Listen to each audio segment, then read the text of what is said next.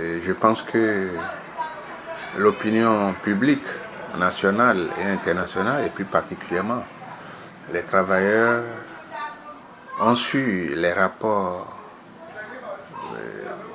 conflictuels que nous avons eus avec le président Yahya Boni. Mais à César ce qui est à César et à Dieu ce qui est à Dieu.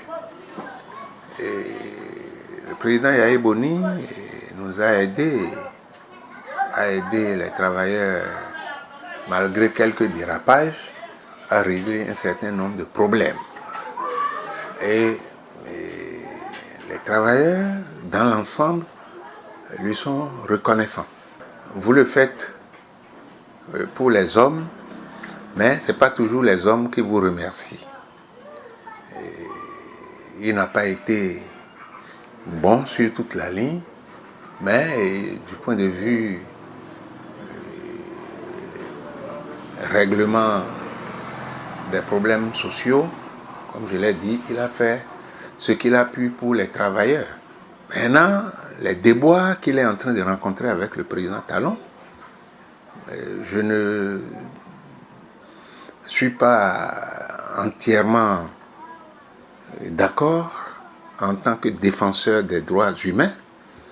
Et moi, je crois que si on lui reproche quelque chose, on n'a qu'à le lui notifier, parce qu'il ne peut pas être dans sa maison et être comme quelqu'un qui est en prison. Parce que quelqu'un qui est c'est comme s'il est en résidence surveillée, et il n'est pas dit officiellement qu'il est interdit de visite, mais les barrages qui sont là avec des militaires surarmés, c'est comme s'il était vraiment embastillé.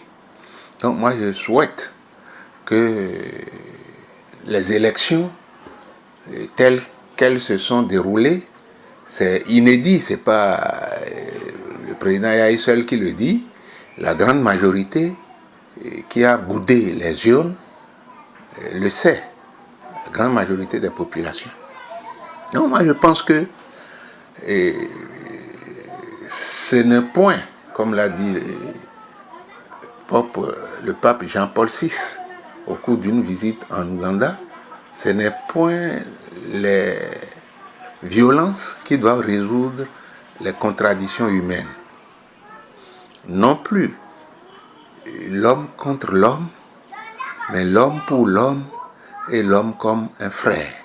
Nous sommes tous des Béninois et je pense qu'il y a des limites qu'on ne doit pas franchir dans une république. Non, je crois qu'il faut lever le siège. Il faut que les militaires n'ont pas leur travail dans les rues. Et pourquoi c'est lui seul? C'est là où il y a encore le paradoxe. Et les gens aussi en parlent. Il a parlé, et le président de Restaurer l'Espoir, Candide Azanaï, a parlé, le président Soglo a parlé, et a même entrepris des démarches au niveau de certains chefs d'État de la sous-région. Donc, moi je crois que il faut éviter de provoquer les gens.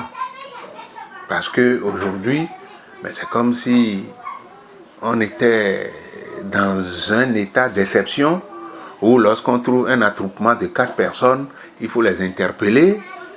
Et tout le monde ne peut pas se taire et applaudir ce qui se passe. Parce que visiblement, les gens savent que ce n'est pas bon, mais pas hypocrisie, ils le soutiennent. Donc moi, je ne peux pas acclamer